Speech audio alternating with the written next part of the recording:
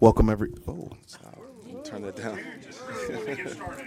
Hold on, how do we turn that down? Okay, well, welcome everyone to the January 25th, 2024 meeting of the School Performance and Accountability Committee of the Tennessee Public Charter School Commission. Hayden, could you please take a roll call of the commissioners? Commissioner Griscom. Here. Commissioner Richards. Here. Chairman Patterson. Here. You have 3 members present. You have a quorum. Thanks, Hayden. The School Performance and Accountability Committee will hear a presentation from the Director of Authorizing, Beth Figueroa, and Director of School Programs and Supports, Nate Parker, updating us on the 23-24 school year. After that presentation, Tess Stovall and Beth Figueroa will present the amendment petition from Nashville Collegiate Prep, followed by an amendment petition from Rutherford Collegiate Prep. Do commissioners have any questions or comments on our agenda today before we vote to approve? Is there a motion to approve? So moved. Second. Thank you. All in favor, please say aye. Aye. Any opposed? No, the ayes have it, and the agenda is approved. The minutes from the committee meeting held on November 29th, 2023 have been provided. Does anyone have any edits or comments to make prior to the prior minutes before we proceed? Move to approve. Second. Great. All those in favor say aye. Aye.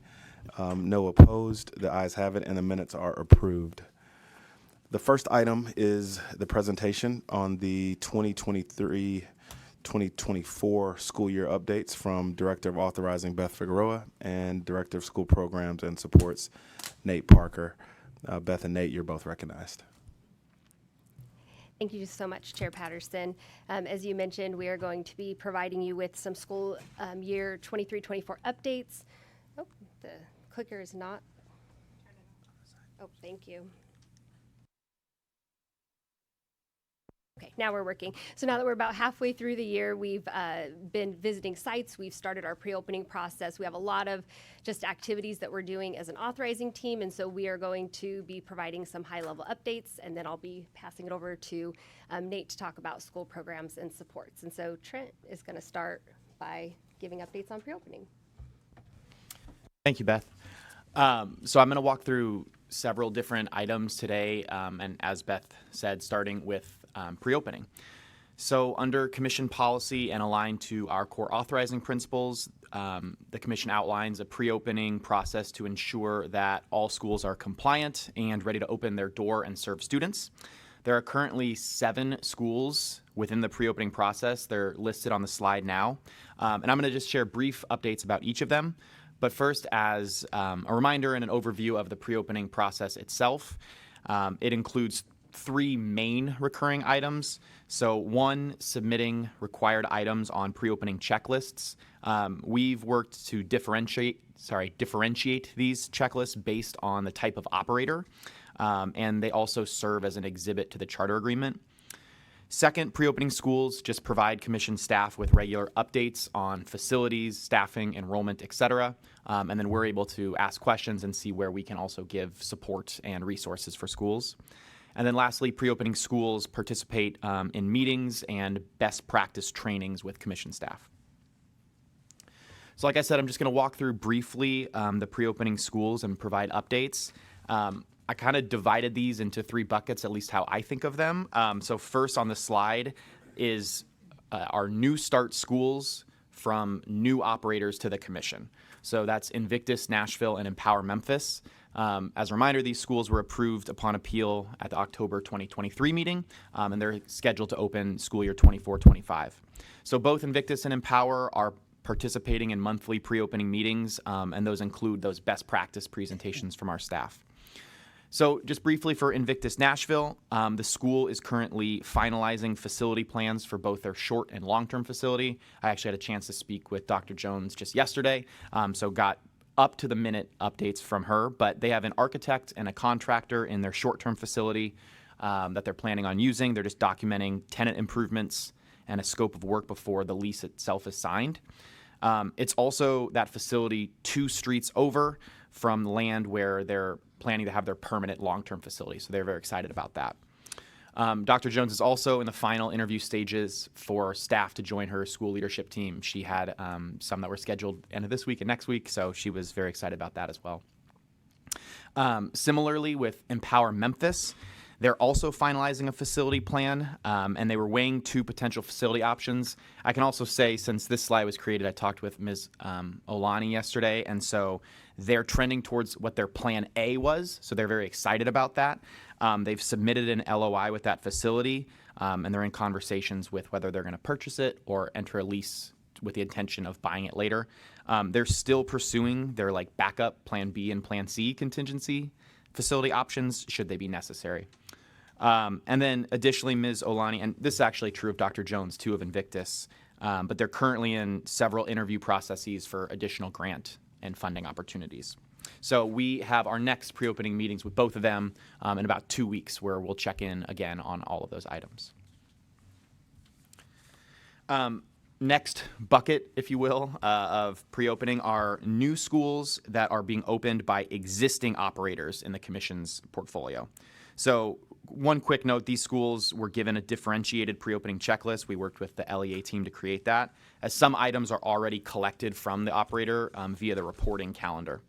These schools still meet with Commission staff monthly for pre-opening check-ins and updates.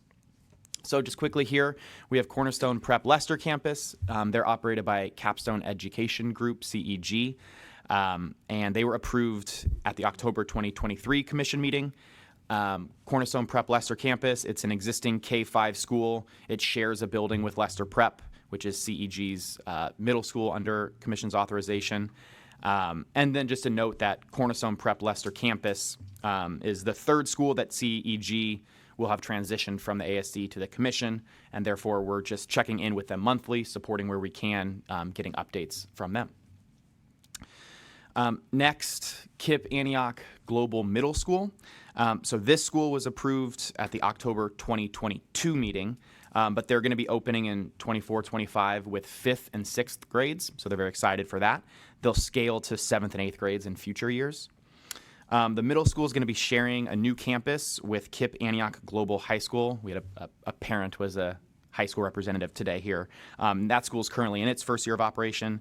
And just a note that we wanted to add, the founding principal for this KIPP Antioch Global Middle School is an internal hire, was trained through KIPP's Principal in Residence program. And that's just something that we have called out as a strength in previous reports before. So it was just exciting to kind of see that play out before our eyes. And then we have Rutherford Collegiate Prep, or RCP. They're operated by Noble Education Initiative, and they also operate Nashville Collegiate Prep. We heard the principal earlier today on our panel. As of our last pre-opening meeting with RCP, which I noted was a couple of weeks ago, but the school had received 826 applications, and that was already over their initial target of 671 students. So it was a very exciting update for them to share. They did share that they were getting applications on a daily basis. I imagine that number might even be out of date at this point. But just another note that they have identified some school leadership. They're in the process of finalizing a principal hire for RCP, and their facility is well underway. We were there for the groundbreaking back in the fall, but construction is well underway of that facility. And then lastly, final pre-opening bucket. These are schools that are scheduled to open in school year 25-26, so not this coming fall. But these 2 schools have exercised their abilities to delay opening for 1 academic year in accordance with statute. These 2 schools are American Classical Academy Jackson-Madison and KIPP Antioch Global Elementary School. So what we're doing with these 2 schools right now is holding quarterly check-in meetings just to get their updates and their progress, and then with the plan to begin full pre-opening as usual in fall 24 ahead of 25-26 opening. I'll go ahead and move into site visit updates now, if that's okay. So under Commission policy aligned to Commission's core authorizing principles, we also conduct an annual site visit during each year of the school's charter term. So commission staff, we already completed 5 of 13 site visits in the fall semester. Those are listed on this slide. And then just 2 notes, and you can see this too, of course, but visits for KIPP Antioch College Prep Elementary, the Global High School, and Libertas School of Memphis were half-day visits as determined by Commission Site Visit Protocol, which is something new that we instituted this year. And then additionally, visits to Lester Prep and Promise Academy Spring Hill served like dual purposes because they were also those schools' renewal visits. So very high-level general trends, but we wanted to share from the 5 site visits from this fall. So first and foremost, and we heard at least one, if not more, people on the panel say this earlier, but our commission schools are committed to data-driven practices. Throughout our visits, we see like in data meetings, in interviews with school leadership and teachers, and in our classroom observations, like these processes are in place for data collection, analysis, and then responding to it, as well as supporting teachers and responding to it. We also noted in our site visits this fall, across the schools we visited, the school cultures are strong. Classrooms, hallways, they facilitate productive learning environments, and just across the board, parents and families spoke positively about the way the school engages with them. And then lastly, we wanted to note, this is something I think that came from you all as the commissioners, so thank you, but we've initiated a facility walkthrough and security review as part of our visits this year. So we have created, Nate has created a checklist that we're using to walk through the buildings, and just overall school buildings are clean, they're well maintained, they're secure, and then commission staff shares feedback with those walkthroughs or from those walkthroughs with schools. We'll be visiting the remaining schools over the next couple of months, and you can see the schedule on the slide now. Again, on this, some visits are half-day as determined by our protocol. And then we'll go ahead and provide just another round of updates following these visits on, the trends that we've observed at our March committee meeting.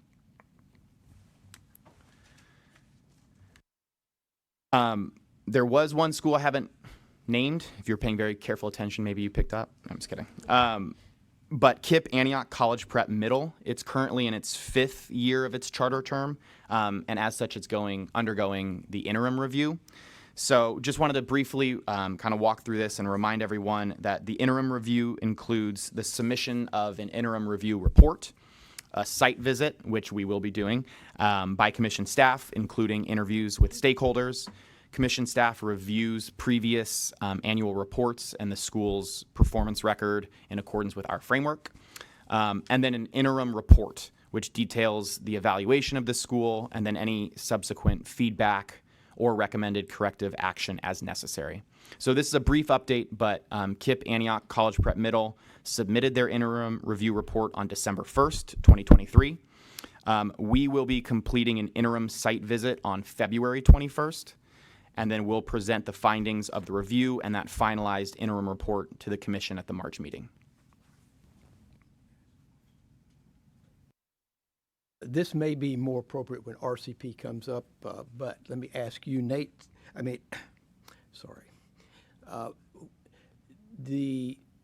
looking at the enrollment, it's great to see the numbers, Trent, that you have. Have we factored in there, are they looking at what the impact may be once the American Classical School in Murfreesboro comes online? Is that factored at all, trying to determine, are they drawn from a different audience? Are they drawn because there's interest in having a charter school, and then when the American Classical comes online, it's now they're ahead of it, so they've got that benefit. Any discussion about that at all? I would not directly, no. I mean, I'm sure that they might be able to add, their thoughts. The only thing that I was thinking when you were asking that is that they did provide us like a specific breakdown of like the grade level of the people that have applied, so they know like based on kindergarten, first grade, second grade, exactly the number. Again, I know that's not a direct answer to that question, but just maybe more context. I don't know if anybody else wants to add. I'm happy to add a little bit more. I think the fact that there is a school site that parents can see and visit, I think is a huge value add for them. And I think there are 2 other schools, charter schools, that are planned to open in Rutherford County, in addition to Rutherford Collegiate Prep. And so for in next school year, so for August 24. And I think what we are hearing and seeing is just the excitement and desire for school choice in Rutherford County where there previously has been none. And so I think that's really where you're seeing the high volume of applications that are coming from just people being thrilled to have a choice and exercise that choice. Second thing is in the walkthrough that you were doing with the schools, one of the pieces to me in the earlier session was the way that absenteeism is being addressed. Is that a topic you all bring up to make sure, number one, there's awareness this issue's there. Number two, you got time now to think through how you might approach that so that you don't walk in to where you've got a 35% absentee number, knowing that we're going to flag that. And so that piece is there. And then I'd combine the other one is, and to figure out how you retain your teachers. That really, those are, to me, are two things on the front end that you really thought through and worked. And I'm just interested, I assume you all are doing that, but to help these schools realize we're going to be looking at them. And those, a lot of the ones who've come before you have struggled with those. And so you've got a chance to learn from that and maybe put some best practices in place to try to, to sort of handle it on the front end rather than waiting for it to catch up to you.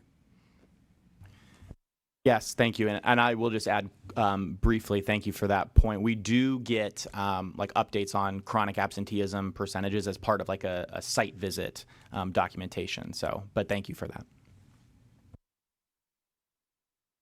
And Trent, you alluded to it. I'm just a little curious, and you may not have it right off the top of your head. Looking at that number, it's about a 23% exceeding expectations in the number of applications from what they were expected. Based on the grade levels, are there any concerns in any grade levels that they're not seeing numbers, or are they pretty consistent? Like, is that fairly evenly spread across all the ages? Good question, and thank you for that. Yes, I would say it's fairly evenly spread through all the ages. I don't think there was a single grade level that was of concern. I think the only notable thing is that there were grade levels that were already above the targets that they had planned. And obviously this was from, kind of early January. So I don't think that they have any concerns as far as enrollment goes right now.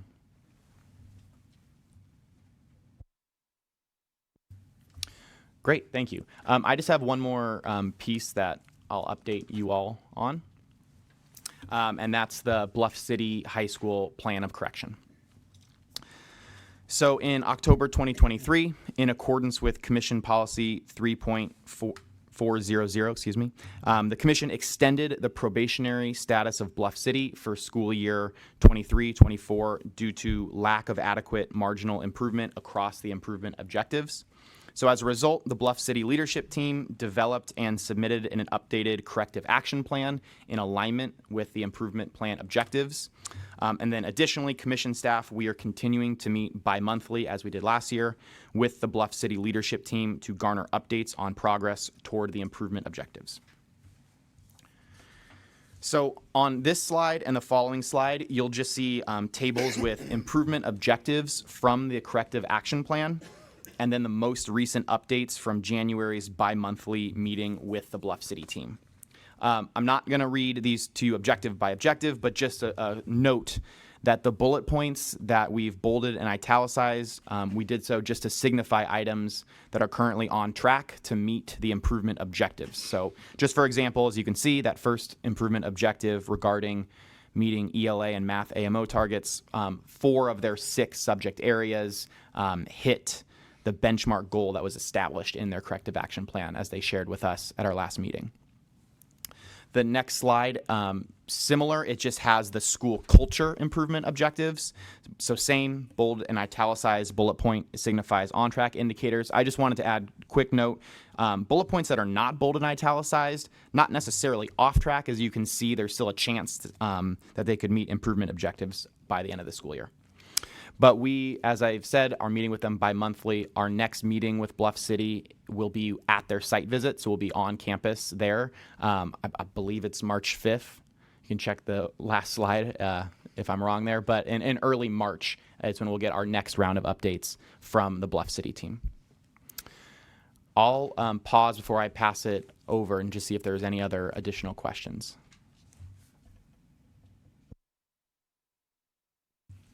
Great, thank you. Well, I'm going to pass it over now then to Rebecca Ladebor.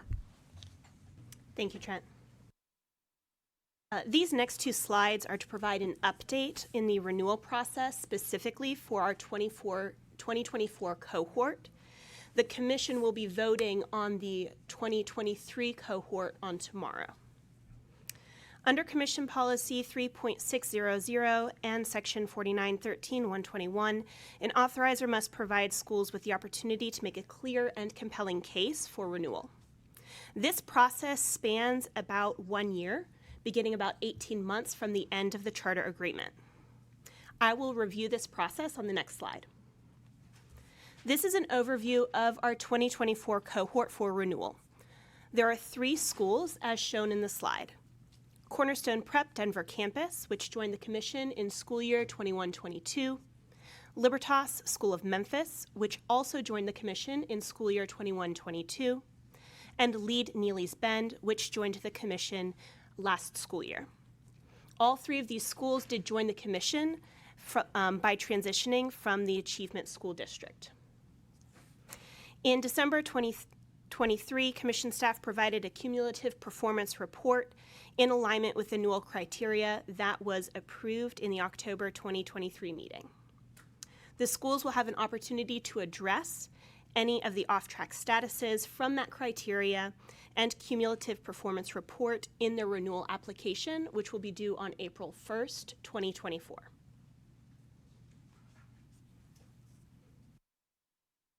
The 2024 cohort for renewal will move through the renewal process over the next 12 months.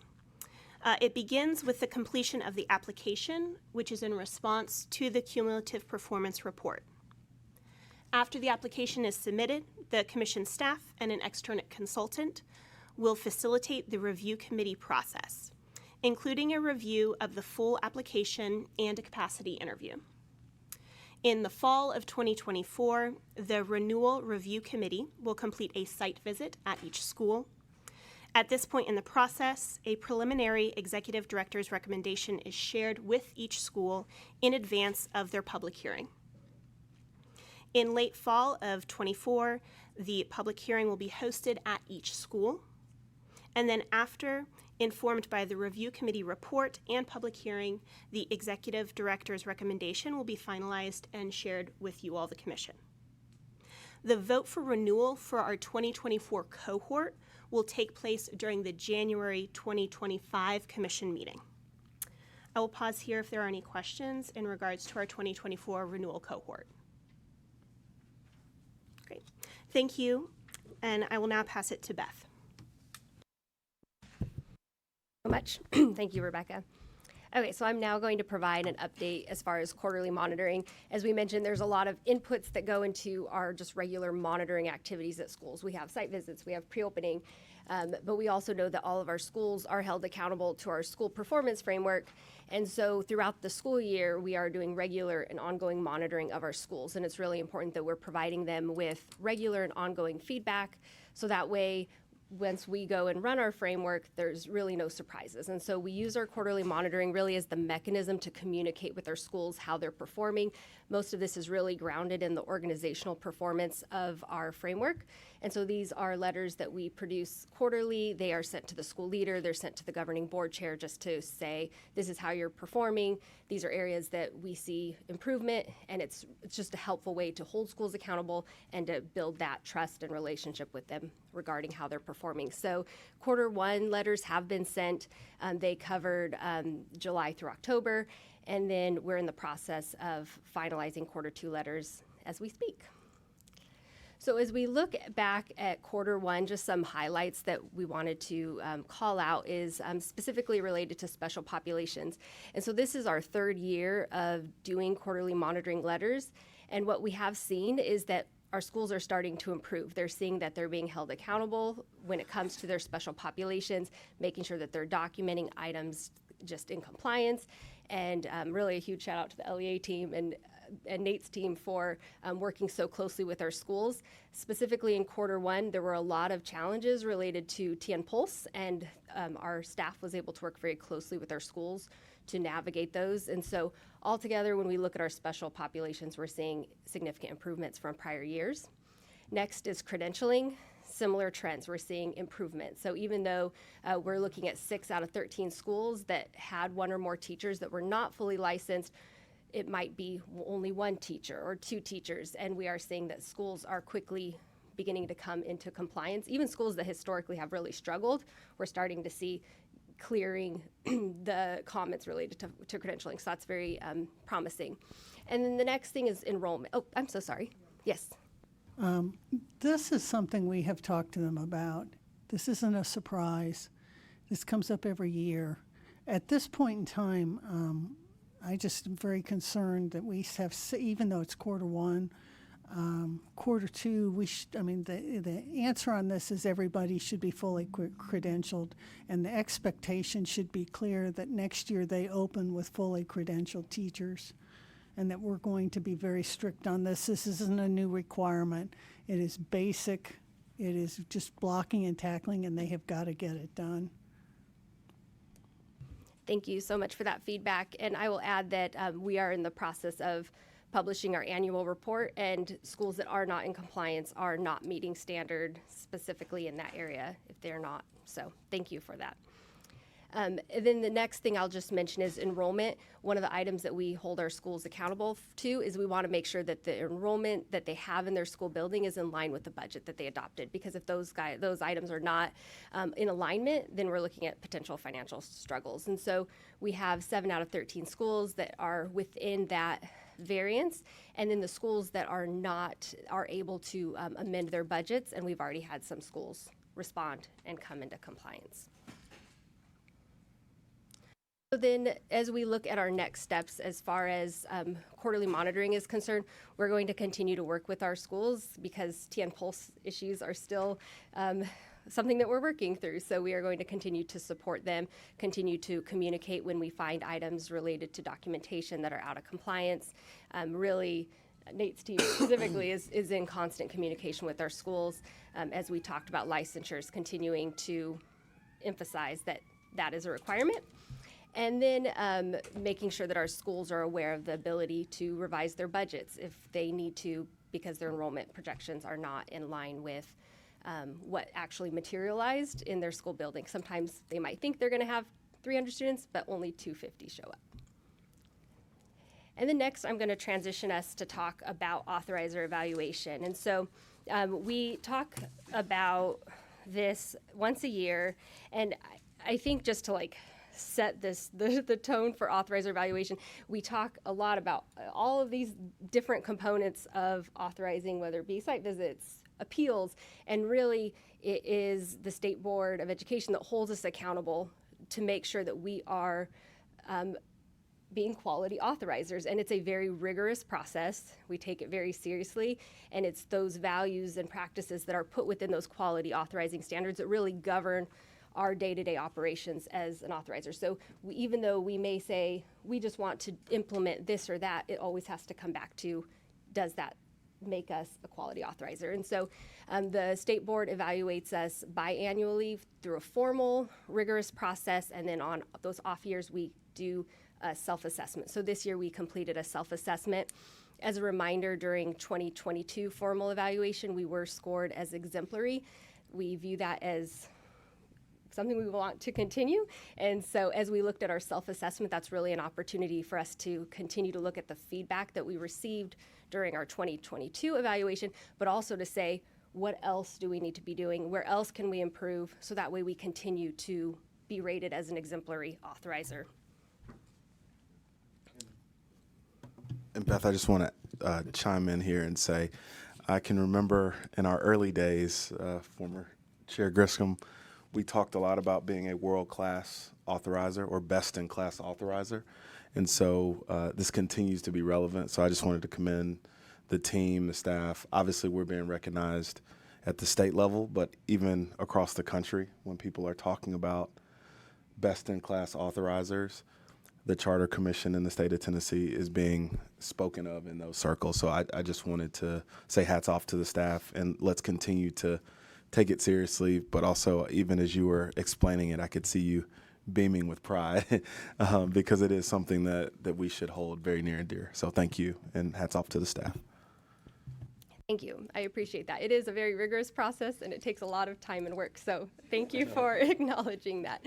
So the authorizer evaluation, it consists of 21 standards and it covers everything from our agency commitment, how we're staffing, to how are we running our appeals process, our renewal process. All the items that are on our agendas every single time are really the core of what we are evaluated on. And so we can ultimately we are receiving a rating, and it can range everywhere from exemplary, being that's our goal, all the way down to unsatisfactory or incomplete. And so when we conducted our fall 2023 self-assessment, we identified that we continue to have certain strengths that we want to continue to hone and improve upon, but at the end of the day, we are very happy and we are on track for continuing to be exemplary. So when we look at our appeals process, and as we are an appellate body, we have found that our process is rigorous, that we are transparent, we are continually providing communication, feedback, trainings to both the LEAs as well as the appellants going through our process, and that's something that we believe makes us a quality authorizer. And then when we looked back at the feedback that we received in our 2022 evaluation from the state board, one of the areas where we probably got the most feedback on was how do we work to increase our school autonomy and streamline practices. And so as Trent mentioned, site visits and reducing site visits for schools that are high performing, that are meeting certain thresholds that are well defined within our protocol. Those are ways that we've been able to still hold our schools accountable to the high bar, but it also helps reduce that administrative burden, give the schools autonomy. We've looked at our reporting calendar, all sorts of items that we can improve upon. Of course, as the LEA, we have certain standards we have to do as far as compliance, but that is something that we've been looking to implement. And then we've just continued to really prioritize strong communication, regular meetings with our schools, finding ways that we can collect feedback and implement those into our processes, and we're seeing that occurring.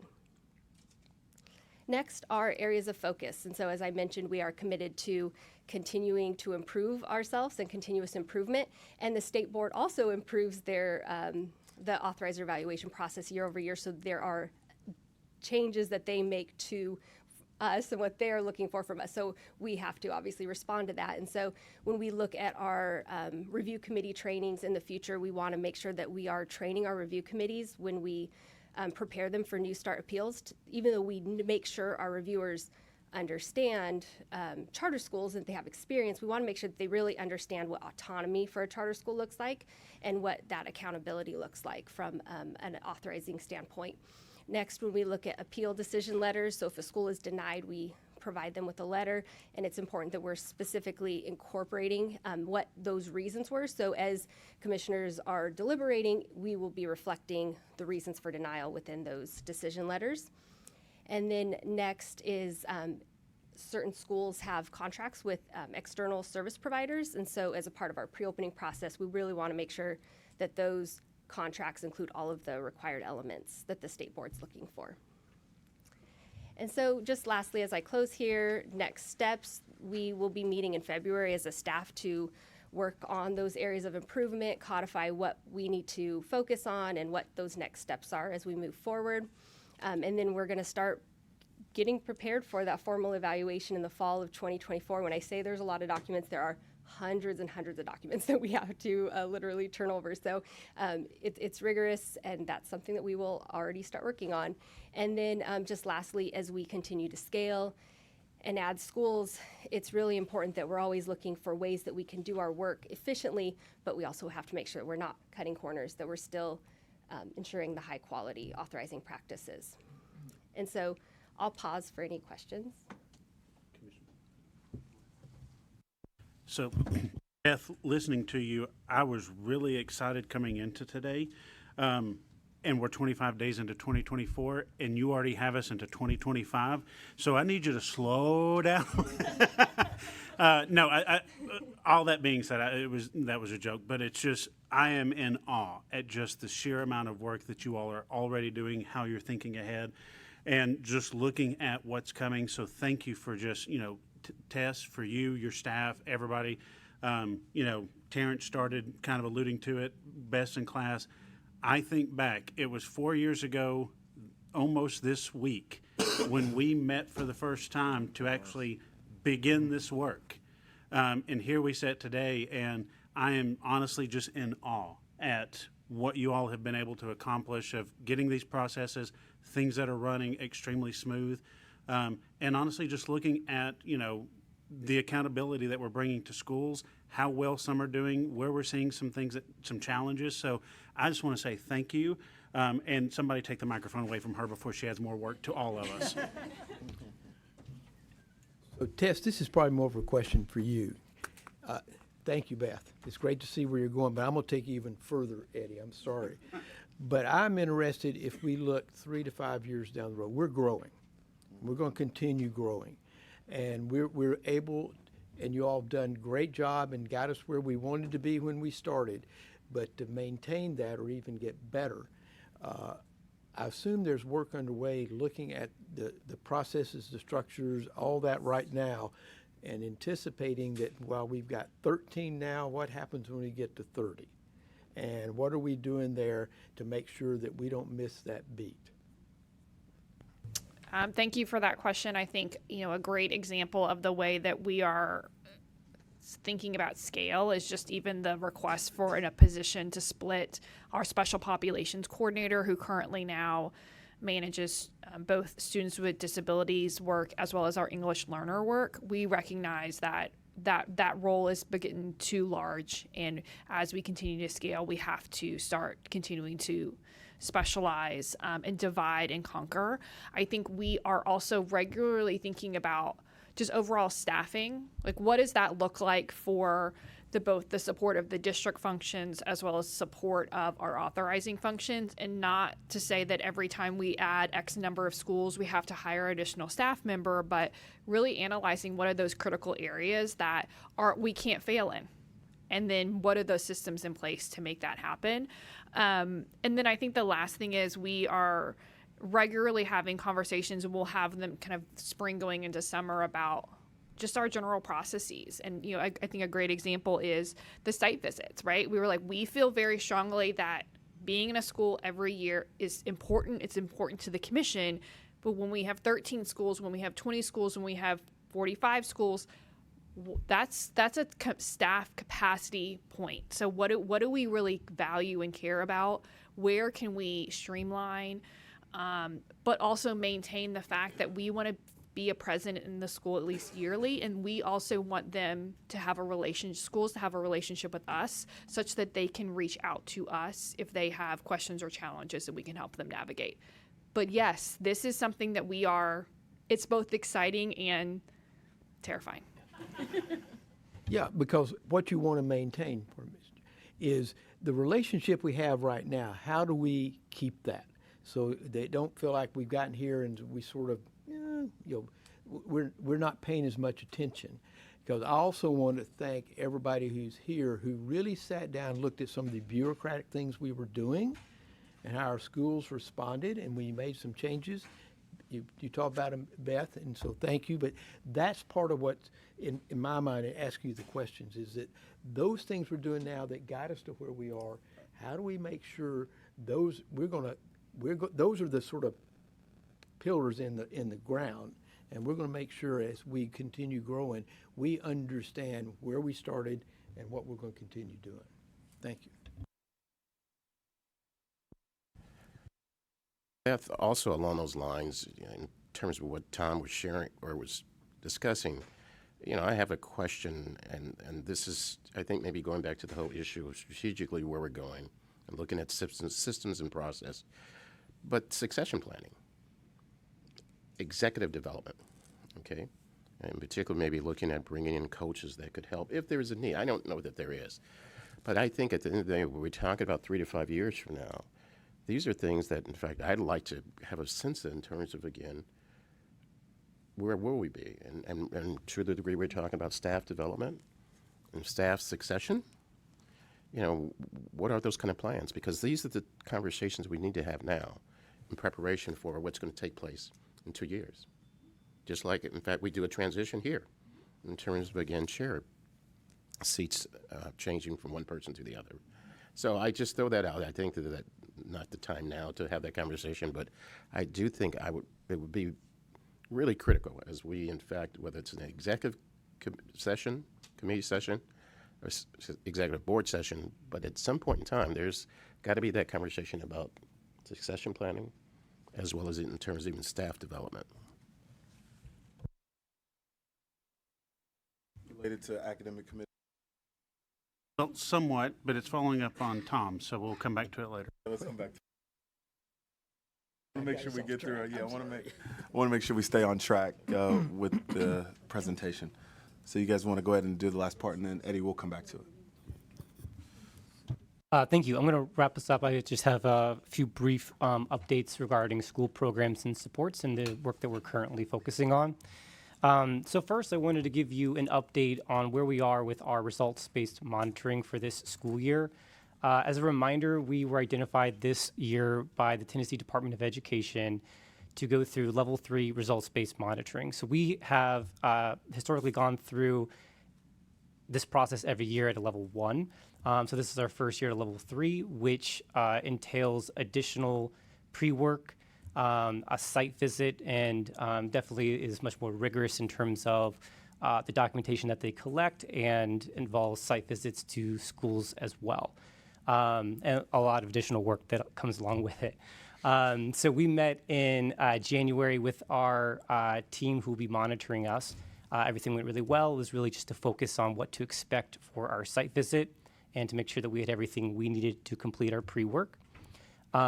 The district and both school site visits are scheduled for Wednesday, February 14th.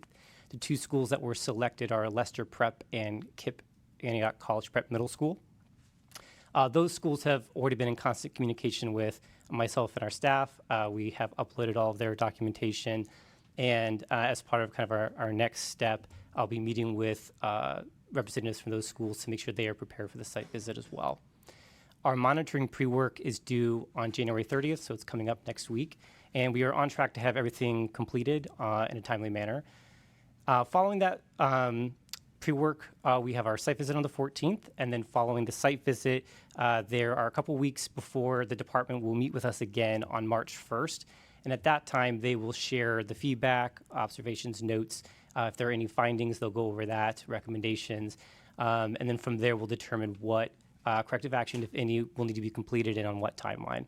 So at that point, we'll have an update for you regarding what we are focusing on and what our plan is to complete that. Likely the timeline will be by the end of this school year. Any questions on result-based monitoring? Then I'll wrap us up with just a couple quick highlights on some other work that our team is focusing on in the coming weeks. So first, the LEA plan for this upcoming school year, 24-25, opened at the beginning of January. That is due on March 1st. And I just want to reference here, this is actually regarding the earlier conversation on chronic absenteeism and attendance. The school planning process is one of those ways that we can actually communicate with our schools regarding goals set on attendance and chronic absenteeism, and then collect consistent data throughout the school year. So they submit a school plan, and as part of that, which is derived from our LEA plan, attendance and chronic absenteeism is addressed in there, and they submit quarterly evidence that they have met to discuss with their stakeholders progress on those goals and what, if any, tweaks need to be made to their plan to address those goals. So that is something that we do in addition to site visits and other opportunities, address that specific data point. Additionally, regarding English language learners, the WIDA testing window is opening up, and that will run from February 5th through the 29th of March. And so right now, our EL coordinator, or our special populations coordinator, Katie Bridges, is just facilitating that for our schools to roll out that testing. I know TM Pulse was mentioned before. Things are much better in general than what we experienced at the beginning of the school year when we experienced a lot of connectivity issues. And so we have been able to complete 2 quarterly monitoring cycles through that portal for both our IEPs and ILPs in that portal. And so we are continuing to make sure that all of our schools, regardless of those initial setbacks, are in compliance where they need to be. And then finally, there was a new reporting requirement this year regarding school safety, and we completed the first of 3 threat assessment reports in December. The next one is due at the end of February, and then there's a final one due 2 weeks after the end of the school year. We would collect that data for our schools and submit it to the Department of Homeland Security. This is the first year they've done it, so I don't have a lot of additional information about how they will use that data, but I will happily update you as I receive more information about it. At this time, I'm happy to answer any other questions you have.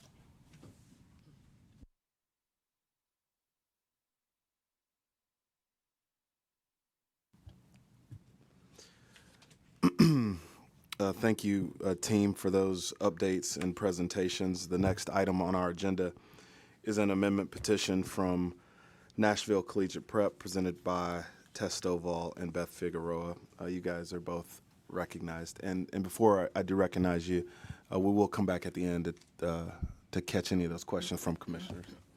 Go ahead.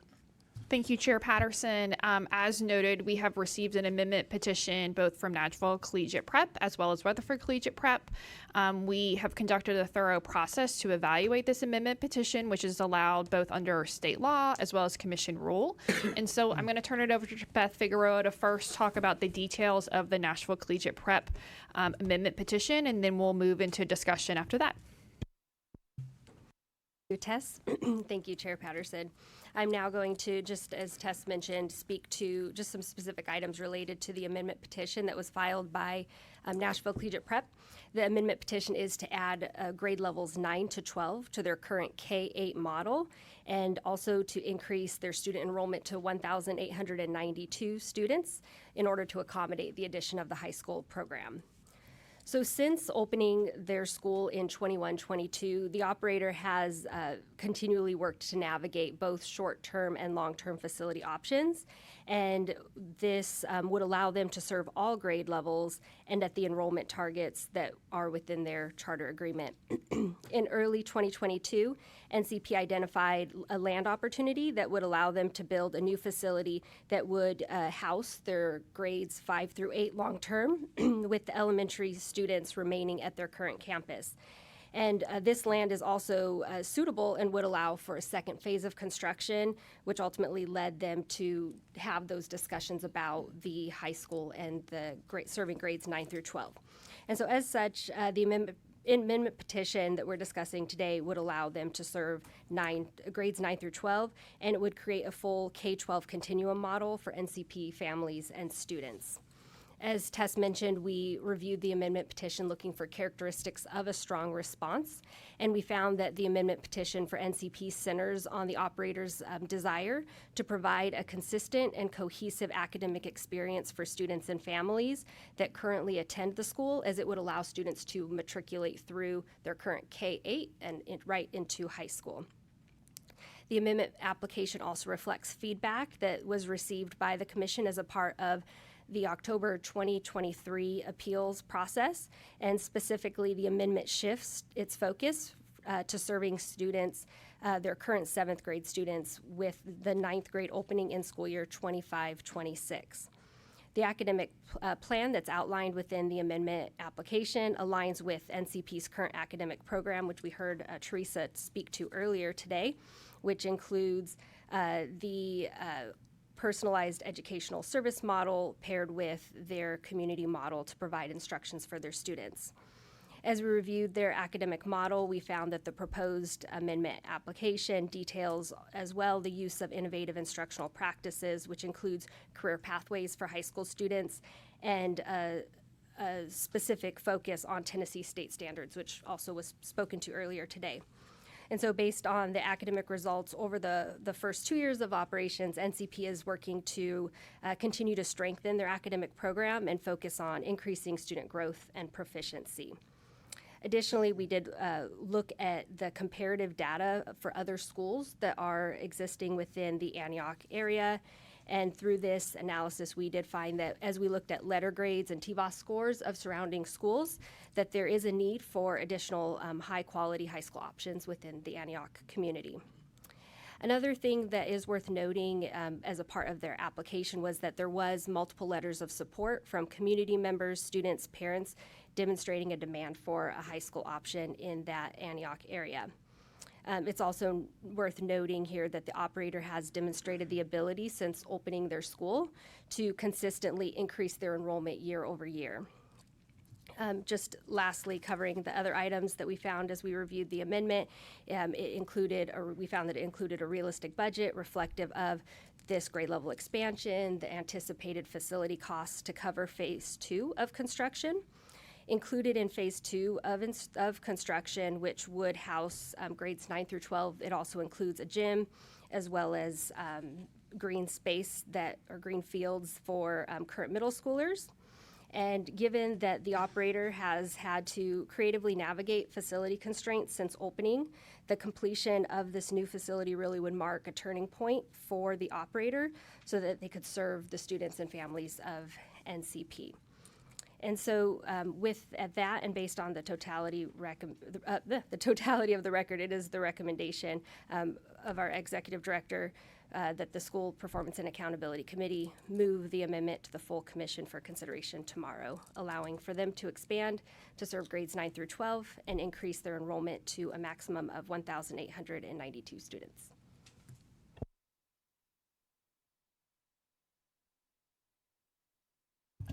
Okay. Are there any questions for Beth or the staff? No? Okay.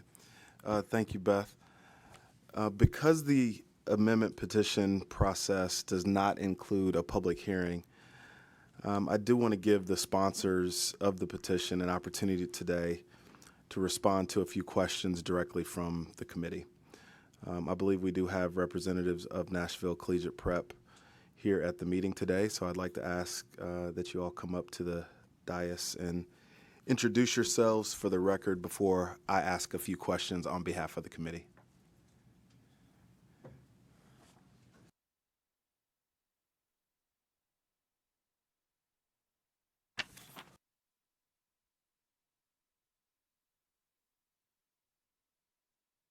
Good afternoon.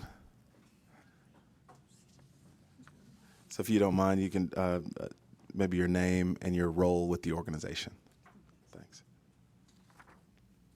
My name is James Bristol, Nashville Collegiate Prep Board of Directors.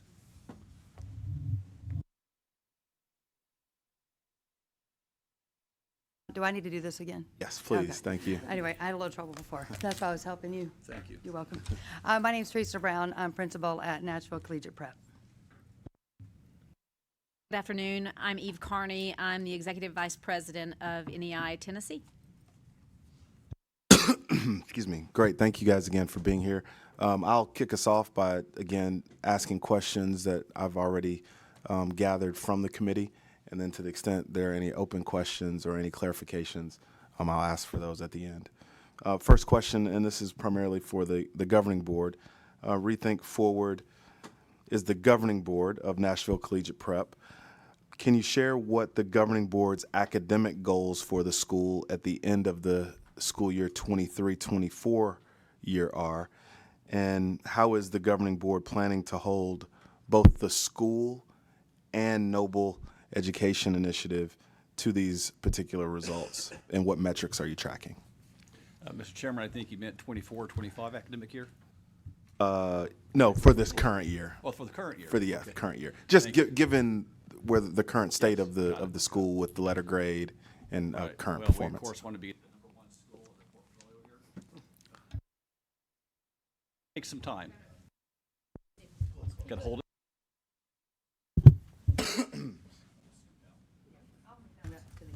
Is that better? Is there volume on here? Is that better?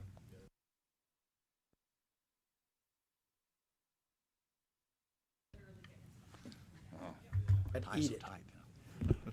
Is that better? All right. Well, or I feel like I'm a coach here. Yeah, what we'd like to do is be the number one school in the portfolio, of course.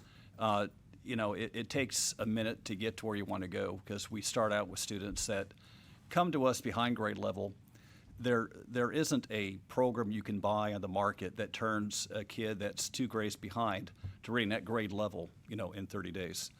It's a process, and so this last year we had our grade rating was D, but barely, almost made C.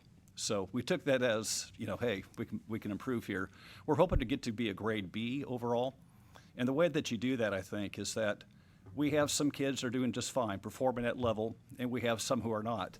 And so it's a matter of what do those other kids need, those students need. I've been doing this for a while now with another charter school. There's a lot of things that help a kid go from not performing to performing. And a lot of it's sociological. Do they feel good in the school? Do they have friends there? Do they have teachers that care about them? And it's also just how good are the teachers? And so we talk in our board meetings is, how are these teachers performing? Can we coach them up? Are they coachable? And sometimes we have to make changes there in the faculty. A lot of times it's just the expectation. So we look at it that way, but we also have a regular reports from Noble Education Initiative who come to our board, explain what they're doing, show us the progress they're making and all the metrics and all the functions. And we're seeing progress, and it's encouraging. It's sad when there's kids who aren't there yet. You hope they do get there, but it's good to see the progress that we're making. And so, yeah, we're pretty, we're on them, every board meeting. Tell us how this is going to get better. Why are so many kids underperforming? And there's every kid has their own story, and we're learning that too. No, thank you for that answer. I want to just ask maybe a more detailed follow-up question to that, and that is, given that the school's letter grade is a D based on the current data that was most recently received, what are your specific goals for TCAP proficiency or 10 ready proficiency for the 23-24 school year? I'll take that. So after we got the new accountability framework, Ms. Robinson and I, we dug right into it. And we don't speak enough about what a factor Ms. Robinson plays, but she's a huge factor in us moving forward and the most consistent person that is at NCP. She's crucial. When we sat down, we looked at the new accountability framework, and with the new accountability framework, you've got the achievement part that's 50%. So we have students, and we look at our data because we do our benchmark testing 3 times a year. We do it at the beginning of the year, we do it at winter, we look at that growth, we look to see where these students are. So about the time that the school grade came out, everything happened all at the same time, we had just taken our benchmark 2. So looking at we've got to get 50% of we got to maximize that 50%, right? So if we can, and we will, reach a proficiency level. Now, the way the accountability framework works is that it's by grade band. So 3, 4, and 5. That grade band has got to reach a proficiency level of 32%. Our stretch goal would be 39%. If we reach 32, that would give us a score of a 3 in that grade band. If we hit the 39%, that will give us a 4. So we've got our goal that we have to hit, and then we have our stretch goal. So that's for that grade band. For the other grade band, which is 6th, 7th, and 8th, our proficiency to be a 3, we need to reach 30%. Our stretch goal would be 36.2. That would give us a score of a 4. So then we go back and we say, okay, well, let's look to see where we are on our benchmark data too. So looking at breaking everything down by grade level with ELA and math, all of our grades with the are a 3, 4, or 5 with the exception of 3rd grade reading and 6th and 7th grade math. Well, that's easy. We easily pivoted on that. We've poured in more support. We've put in additional day tutors into each one of those grades. We're working with the teachers and adjusting their success block to make sure that we're remediating those standards. And then we have to be very specific on who we target. We never waver on what we're doing with our EL students, where because we had discussed earlier, our EL students outperform our general population students. So we have to make sure that those students that are sitting on the cusp, that we really, within 30 days, 60 days, 90 days, can move to proficiency. We're doing everything possible to get them to that proficiency level. So, and we're basically there. We've got some tweaks we have to make, and we're already making them in third grade reading, super important, and then that 5th and 6th grade math. If we hit that, we will be, we'll hit that goal of a 3 out of to get out of that 50% of achievement. Then we've got growth. So in the accountability model, you've got your growth, which is 40%. We need our TVOS score to be a 4. And then the other part of that is 10% with our lowest 25. We have to move all students. That's our job. But the thing with a school when you're dealing with a school that's behind, so when we get new students, yes, most of them are EL, great. That's wonderful. We also have 1 out of every 4 students coming to us are at least a year behind. 1 out of every 5 are 2 to 3 or more years behind. We can't be satisfied, ever be satisfied with 1 year's worth of growth. Typical growth, we have to go beyond that. We have to strive to reach that 2 years worth of growth. I mean, and if we can get 1.5 to 2, then over time, we will catch up. We're catching up as fast as possible, but those are the goals that we're setting. That's how tight we are on looking at every single student within our building, is where where are their shortcomings? How can we catch this up? We have teachers that are so committed to this, and I said this earlier, that come in the mornings, that take their lunch, that they gave up winter break 2 days before the holidays doing winter boot camp. We had 40, 50 kids show up for that. Those are the things that will move mountains. And so that was a really long answer to your question. Yeah, well, I just want to ask a follow-up. Uh-huh. Especially, you made note of 3rd grade reading and then 5th and 6th grade math in particular, areas that have got to improve. Can you talk specifically about how you're going to do that? Sure. In what those we're two doing. two particular areas. Exactly. So with 3rd grade, one of the things that we know is that if we can get students in small groups, so you're really targeting, we've got these 4 or 5 kids that are lacking, our data tells us exactly what skills that they're behind on, or, these kids are having trouble mastering this standard, but they're lacking these skills. If we can get these students in these small groups, and that's where we bring in our day tutors. That's where we bring in people that can push into that classroom. The teachers pull in a small group. You have a day tutor having a small group. We can move them faster because they're not lost in the masses. Like, this small group is about what you're deficient in. And it's not just that we meet with them one time, it's over and over. Also, we also know that the only way that you can catch up students is increasing instructional minutes. So we look at, that's why I go back to, where can we within a day increase instructional minutes? Before school, lunch, after school. Ms. Robinson and her team are taking our aftercare, and those students are trapped there, right? They're trapped, and we are going to maximize the time that they are at school. So we're bringing in additional tutors. We're using that 10 Compass money to bring in tutors after school. So while they're there, they're going to do enrichment type activities, but they are also going to have time with their tutors. So there's no wasted time between the time they get there. I mean, Lord, they want social time. We let them talk twice. No, I'm kidding. Like, we do let them talk every once in a while. But, when they get there, normally they get there between 7:30 and 8. We start at 8:30 because a lot of siblings go to the elementary school. So we maximize that before time. So, to answer your question, with 3rd grade, small groups, 5th and 6th grade, we are going to add an additional Parliament tutor into our 5th and 6th grade mix to pull those small groups. No, thank you. The next question is related to the enrollment plan and thinking about enrollment. Excuse me. Given that your enrollment plan does include enrolling new students at the higher grade levels, particular in middle school and high school, to meet your aggressive enrollment targets. Can you share any specific academic interventions that the school would use to support those new to you students to achieve academic proficiency? Or, and it could be a very simple yes or no answer, or do you plan on doing the exact same thing that you're going to do with your Oh, existing didn't want me to say it students? one more time?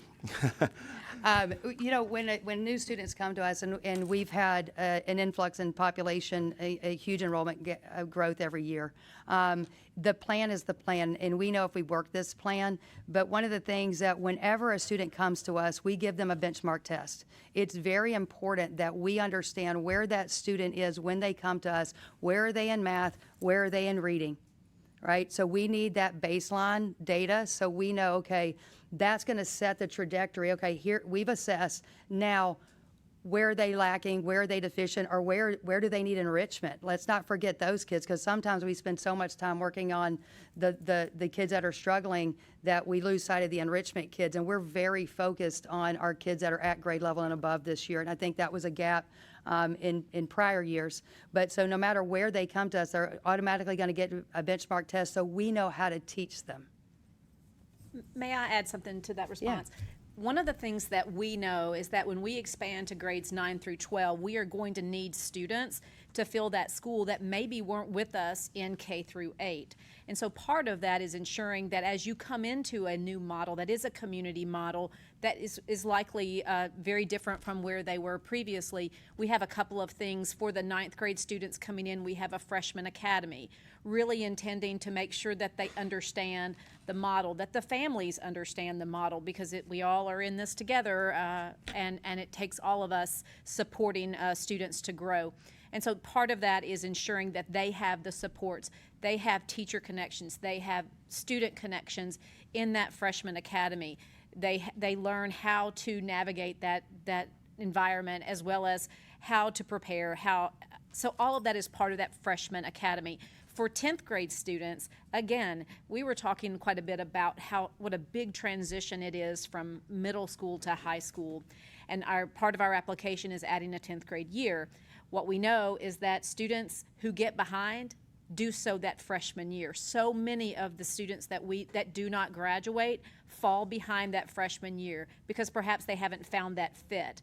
And so part of that 10th grade seminar, and the reason that we included a small cohort for 10th grade, is because you've transitioned to high school, and maybe it isn't a good fit to be in a 2,000 seat school and you need a smaller space. This offers that opportunity for a smaller footprint, a smaller school, but we also don't want them walking into a model that they're not comfortable with. So in the 10th grade, it is more of a seminar class where you're learning quite a bit about the model, but also about some of the other traits of the model that they would need to understand to be successful in the rest of that high school career, because we know that we have increased our enrollment, but we certainly will be seeking new students and believe that there's a need beyond our current footprint at NCP K-8 to fill that building. Just wanted to add that. Thank you, because you're getting ahead of a question I was going to ask, but I asked the chairman if I could follow up at this point in time because you're talking about it.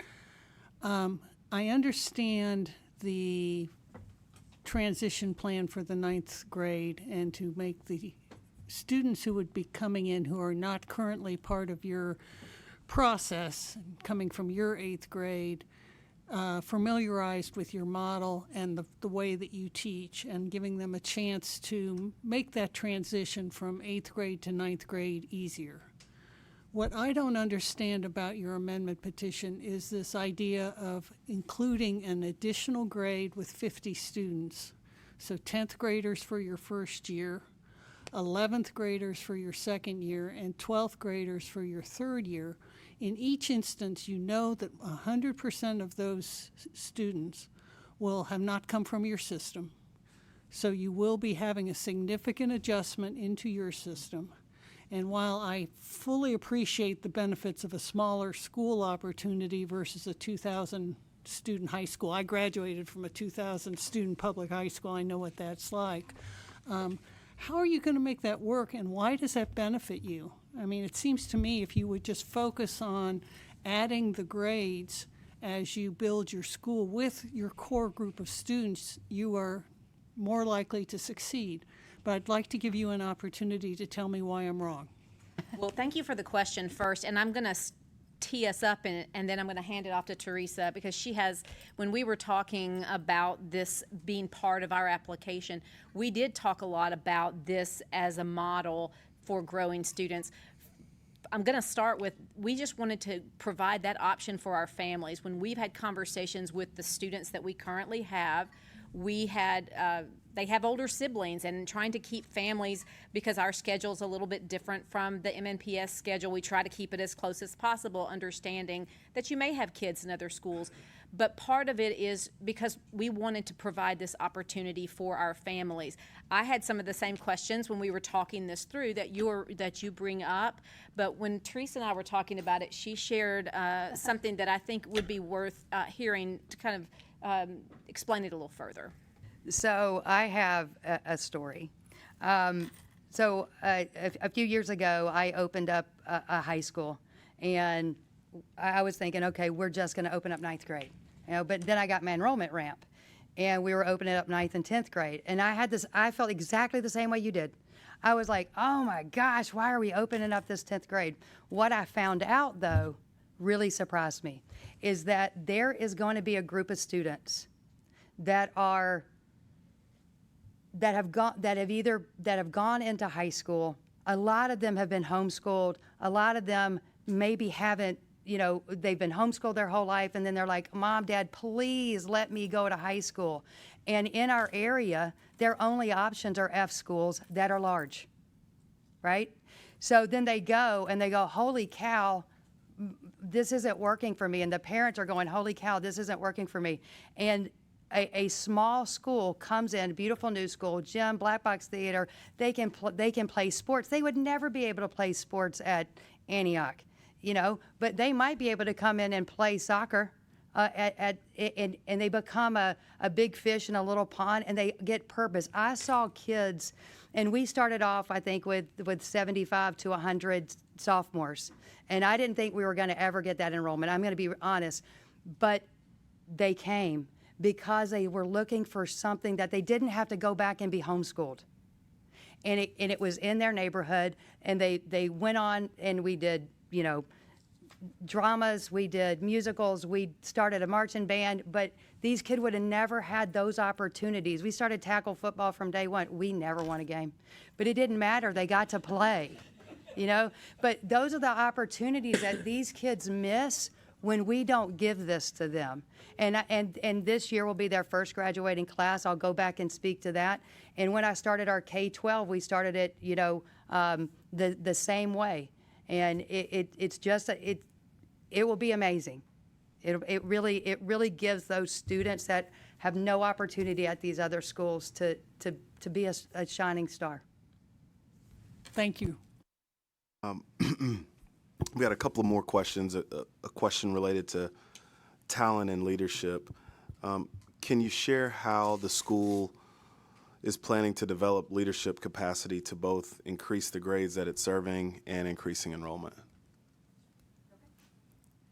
So once again, me being the principal and Ms. Robinson being the director of the lower school, we ultimately own that leadership. Now, we are very blessed, and we get our own leadership development every single month. NEI has a national team that provides professional development to us as leaders, and that's monthly, and it is invaluable. We get our own personal development, as well as then we work through issues within the school, ways that we can grow teacher capacity and those type of things. I also believe as a leader, and one of the things that I've always prided myself on is growing a school of leaders. I want leaders to come out of our building. And the way you do that is by giving people opportunities to take leadership roles. So we have, our deans that we're always looking to grow. We have our instructional coaches that we're looking to grow.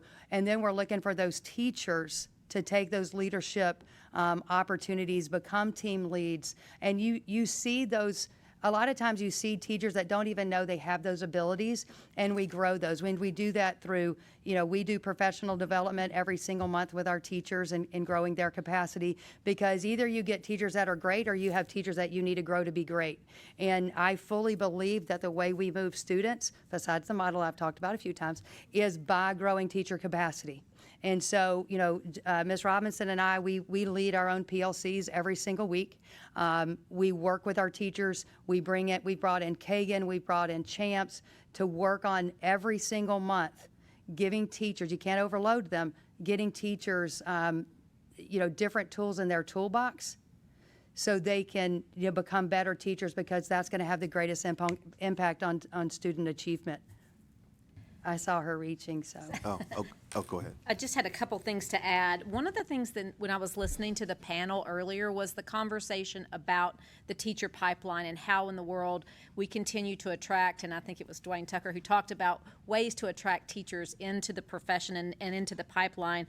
We work really hard to, 3 weeks before school starts, onboard our teachers to make sure that they are prepared on day one. Both academically and being masters of their subject area, but also in areas of classroom management, school culture, et cetera. We have a referral program with our teachers, and that if they refer someone to come into NCP as a teacher, they get a bonus. And it really is about finding people who care about kids, like-minded people who want to grow in the profession.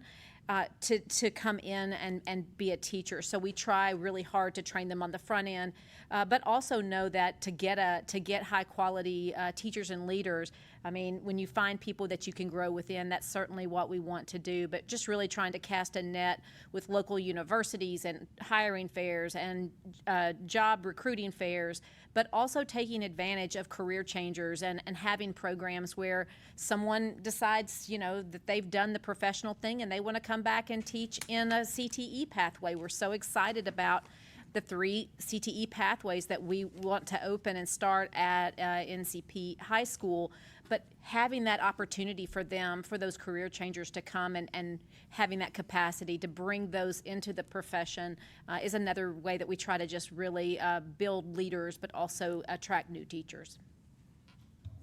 Great, thank you. And one final question before I just ask for any follow-up or clarifying questions is, can you share why Nashville College Prep needs the commission action now for the high school if the school won't open for another 18 months?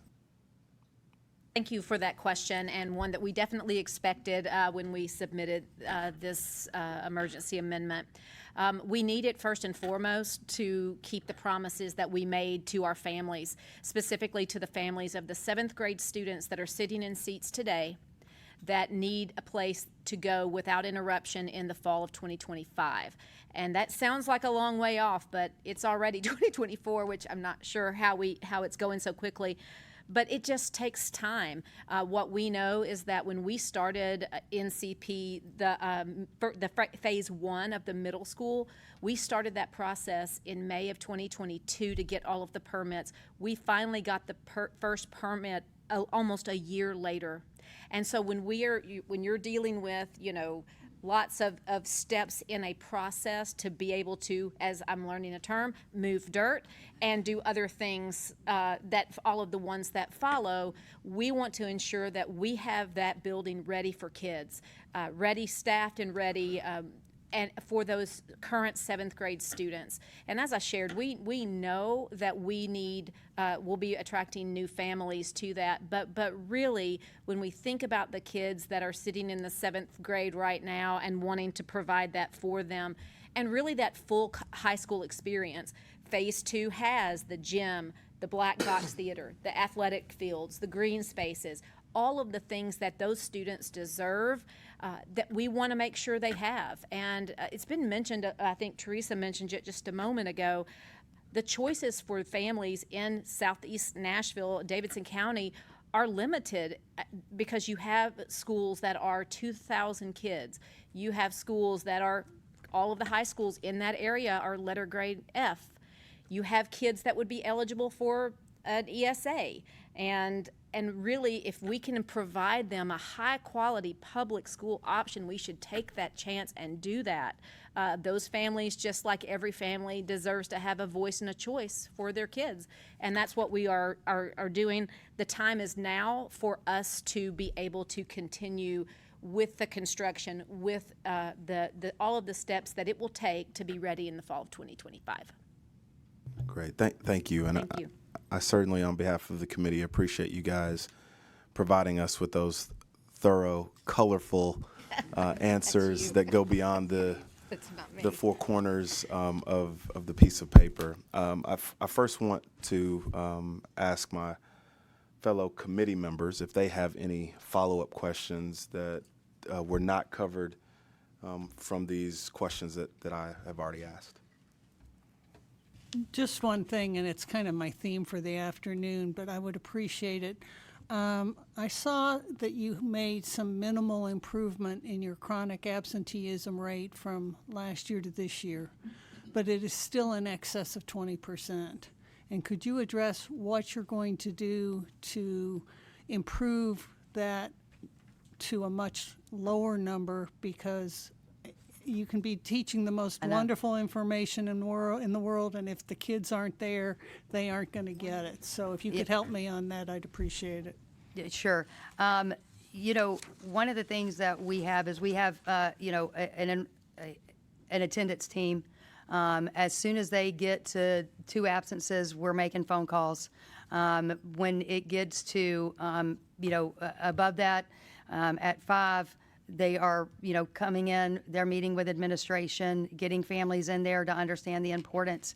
All the incentives that were tossed out earlier, absolutely incentivize them. And I think there are a couple of other things that have to go on. And the lady teacher that was right here, and what she said is bring life to the classroom, make it a place that they want to be. I think those things are super important. I think that the more we do things, and this is going to sound like opposite, but the more you can do enrichment type activities and things like that after school, really buys them into getting into school. So that's why we started, you know, middle school soccer and cross country and all those type of things. I'm driving the little minivan down the road, taking them to practice.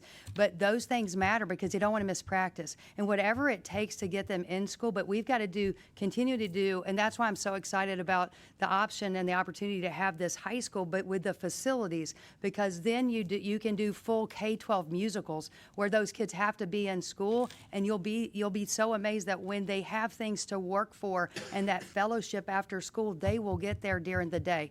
But I digress.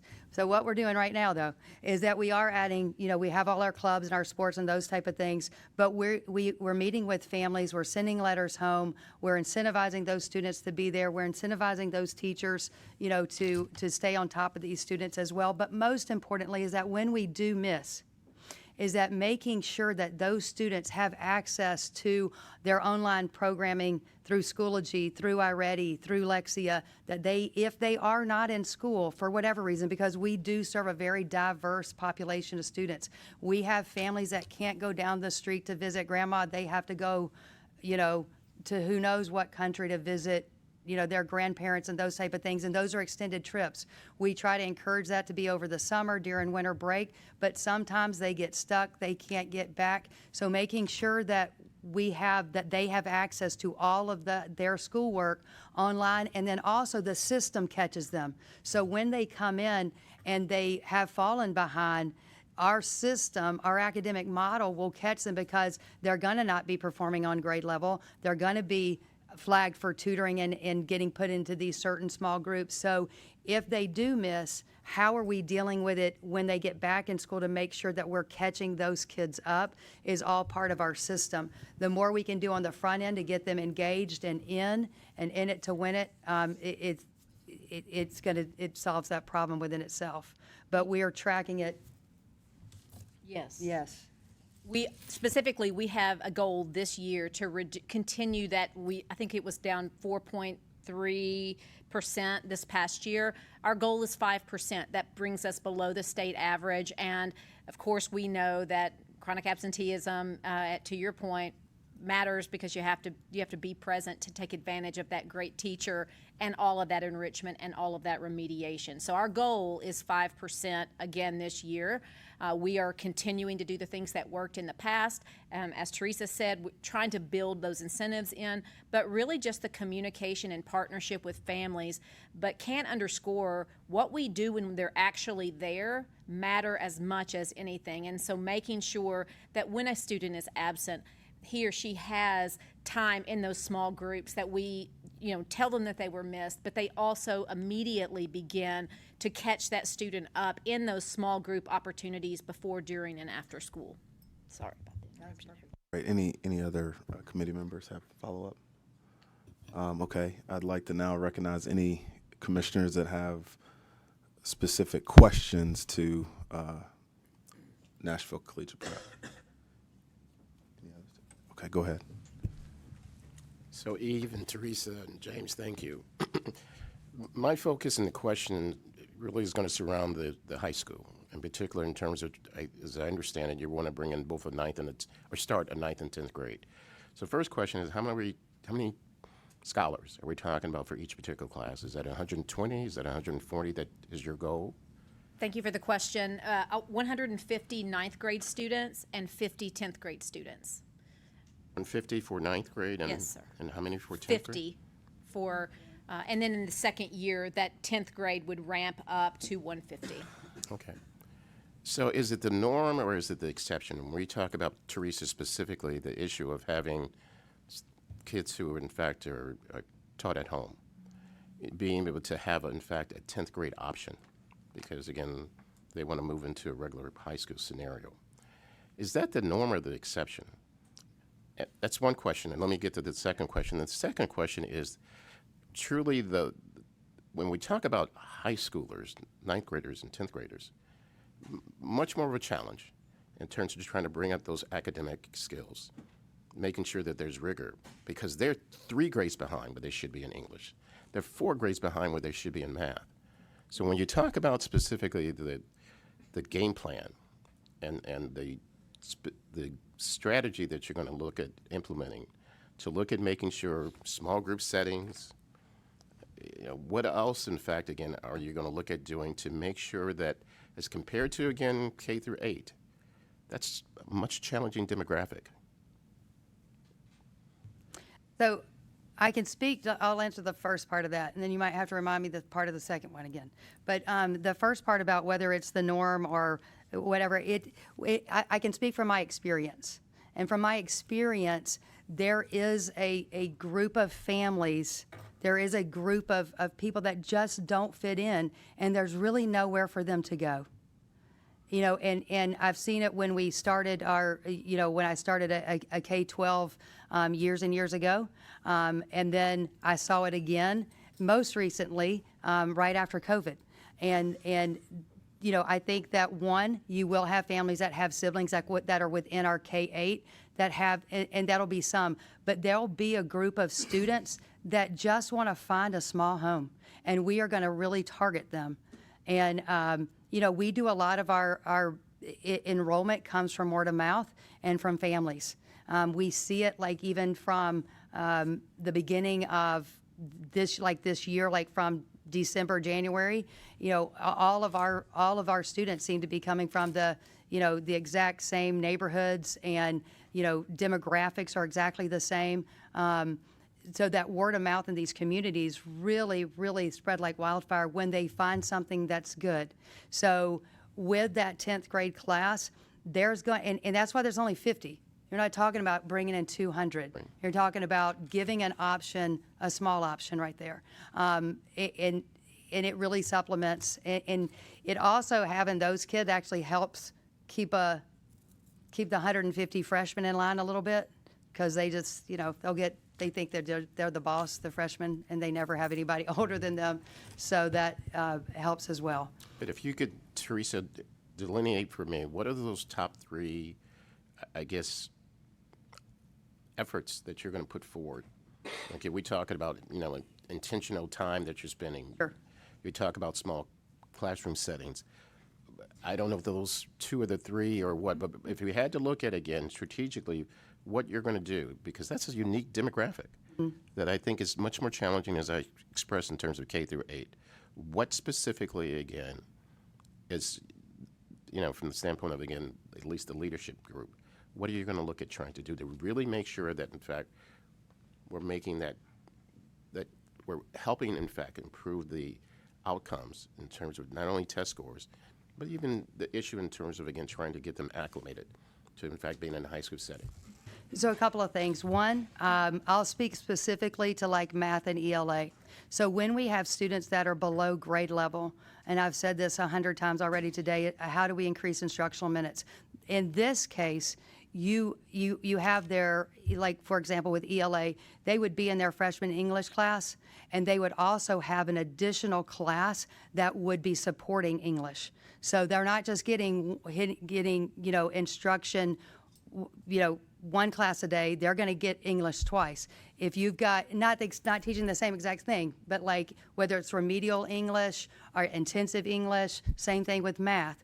So you're going to increase those minutes within their schedule as well. Now, what you do inside those minutes are important, and that's where you pull in and you pour in support within the minutes that are scheduled within that day, where you're going to do small groups. So a teacher has done direct instruction, she's pulling a small group, you now have brought in additional support to pull small groups within that. But we have to, in this case, when you're talking about being 2 years, 3 years behind, you have to increase the instructional minutes within their coursework. And how does like a journalism class support their regular English 1? And then the other side is you're going to have some kids that are coming in above grade level, and with the AP All Access AP, giving them opportunities to take college level courses at the same time that you're going to have a lot of kids that are going to need remediation. And so you're looking at that. The sooner we get the data on those students, we'll start working that schedule so that we can make sure that we have enough remedial courses and those type of things for our math and ELA. So those are just basic first steps. All right, thank you very much. Any other final questions? Doesn't look like there are any other questions. I'd like that. Well, before we make this particular motion, this will be a motion to bring it to the full board or the full commission tomorrow in the full meeting. So, but I wanted to make sure that there was ample time for direct questions before we had our own dialogue as a commission tomorrow. So again, thank you guys for being here. We appreciate your time and the thoroughness of your questions. So now, do we have a motion?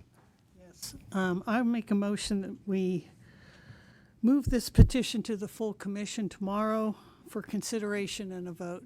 Support. All those in favor, say aye. Aye. Any opposed? The ayes prevail. This item is moved to the full commission for consideration. The final item on our agenda is an amendment petition from Rutherford Collegiate Prep. Beth and Tess, you're recognized. And I just, again, want to thank representatives for Nashville Collegiate Prep. You are officially excused if Chair Patterson's okay with that. Fine. Yes, that's fine. Thank you. For waiting. Yes, thank you. Again, thank you, Chair Patterson. We have another amendment petition from Rutherford Collegiate Prep that is here for discussion today. I'm going to have Beth give you all the details. This petition similarly was submitted in accordance with statute and commission rule to increase their enrollment capacity. So Beth, if you'll go through the details. Absolutely, thank you. So as Tess mentioned, we have an amendment petition for Rutherford Collegiate Prep, and this specific amendment petition is to increase their maximum enrollment from 770 students to 965. And so we originally entered into an agreement between the commission and Rutherford Collegiate Prep in April of 2022 with the intention of opening in fall of 2022. But as we've talked about, Rutherford County does have a very challenging facilities climate. And over the past 2 years, RCP specifically really diligently searched for a suitable facility. And eventually they were able to identify a plot of land that's located in the Blackman Stewart's Creek school zone where they could build their new school. As Trent mentioned, they have already broken ground. They're already well on their way with construction. And this specific school zone is currently experiencing overcrowding. And the newly constructed facility will alleviate some of the capacity constraints that schools in that area are currently experiencing. Additionally, since the acquisition of the land and since commencing construction, the operator has generated significant momentum and support from, an outpouring of support, I would say, from the community. And so, for example, incorporated within the amendment petition are a number of letters of support from influential leaders within Rutherford County. And as of today, the school has 984 applications, almost all grade levels full, with a wait list of students. And so as we reviewed the amendment application, we were looking for characteristics of a strong response. And ultimately what we determined was that the school's academic plan aligns with that which we've already been spending a lot of time talking about today. The NCP and the operator is committed to continuing to improve their academic performance, focus on state standards, again, all of those items that we've been previously talking about. The amendment petition does include a realistic budget reflective of these anticipated facility costs. They were able to work with the building designers to adapt the building plan to include the additional classrooms without incurring additional costs. And so that is something that was really beneficial because not only could they serve more students, but they were also able to capture some savings that allow them to put additional resources back into the classrooms. And so upon completion of the facility in August of 2024, the school would open serving students in grades kindergarten through 8th, and then, kindergarten through 6th, and then they would grow one additional grade level per year until reaching their full capacity of being a K-8 model. And so through our review of the record, we see that RCP has really diligently navigated the facility challenges that exist in Rutherford County. These are challenges that not even the school district in the area are immune to. It's definitely a facility challenge in that area. And so additionally, we found that authorizers were concerned with schools meeting their enrollment targets, specifically in their first few years of operations. But based on the number of applications received to date, there really is the confidence that they would open as planned, fully enrolled. And so based on our review of the record, the recommendation would be to allow RCP to increase their maximum enrollment to serve those additional students for a total of 965 students. Thank you. Tess, anything else you add? Okay. So for members of the committee, are there any questions or comments on this particular petition? Okay. I'd like to give other commissioners an opportunity if they have any questions or comments. Do I have a motion? Yes, I'd like to move that we move the petition to the full commission for consideration and vote tomorrow. It's been moved and seconded. All those in favor say aye. Aye. Any no? The ayes prevail. This item is moved to the full commission for consideration. Thank you all for your attendance and participation at this meeting of the School Performance and Accountability Committee of the Tennessee Public Charter School Commission. At this time, I'd like to ask if there are any final comments. And I do want to take a moment. I know Commissioner Smith, you were going to make a follow-up comment some time ago. I did not want to affect our flow at the time, but if you'd like to make and if you can't remember, then we can. You know me better than that, there, Commissioner Patterson. No, what I was going to say is, as you all were talking, one of the things that just popped in my head, I think it was 2020, 2021, I'm losing track of some time here, when former Commissioner Cisnet really helped us with a strategic vision that we worked on. I think hearing what I heard today, we really probably need to kind of pull that back off the shelf and really look at updating it for the next 5 years to get us to 2030. Just so that, from a business operation committee standpoint, we're starting to have some of those conversations about what potential if X happens, then what we're going to be looking at, just so that we can start making some of those very early on strategic plans just so that we are 100% backing up the staff, because I mean, just looking at this workload, I honestly don't know if you add 45 schools to it, how you all are going to handle 45 schools plus all of this other stuff that we're having to do. It just, I mean, it becomes a tsunami. So that's really where my thought was going, was that bigger picture of just, really going back and looking at, okay, that helped us get to where we are today. But to, Chair Griscom's point, or former Chair Griscom, whatever he is, Tom over here, it's really looking at making sure that succession planning, all these things really are starting to go into all of our committees as we're looking ahead. So that was really where I was going with it, and why I just kind of wanted to touch base on it today rather than tomorrow. So, but thank you for coming back to me an hour and a half later. I'm just kidding. Better late than never. Can I make a, Commissioner so Griscom. I think, Commissioner Smith, thank you for that. Part of what I would suggest, because you know where I am, because I sort of brought it up, is rather than starting a new strategic plan, what if we think about creating a visioning committee that allows you to get to where you are? Because a full strategic plan sort of, really gets much deeper into where you're going. But what you're talking about, I think what I raised was, what does the vision look like going forward? And that visioning statement then gives you an opportunity to be shaping and forming what the next strategic plan would look like. Yeah, and when I mention strategic plan, it's not a hard and fast. I hate hard and fast, like 500-page documents that sit on a shelf and never get used. It's more of the guardrails of keeping us within, and that. So I agree with you. And I think Dre John would just love to do it again. Well, and I think I would recommend, as she's sitting next to me, that our chair likely take this up and move it forward. But I will certainly glad take it this came up and move it forward just for the benefit of the group.